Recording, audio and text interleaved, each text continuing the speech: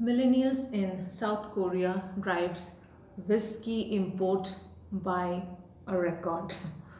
The country imported approximately 8,443 tons of whiskey, largely from the United Kingdom and the United States in the first 3 months of the year, up 78% from the previous year, according to data given by Korean Customs Service. Millennials and older Gen X in South Korea just can't seem to get enough of the whiskey, and now this trend of consuming whiskey on a large scale has sent imports of grain alcohol surging.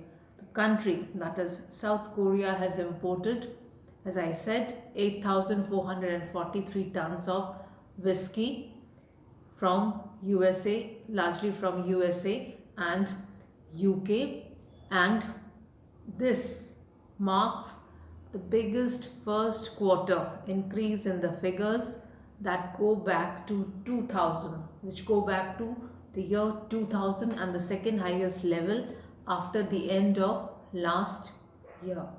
So in the first 3 months of 2023, 8,443 tons whiskey have been imported from USA and UK, and the deluge reflects changing preferences among the country's so-called MZ generation of millennials and Gen X. Whiskey imports has been rising steadily since the end of COVID restrictions, when young Koreans switched to the darker and heavier grain beverage that can be mixed with soda to make a highball or is used in cocktails.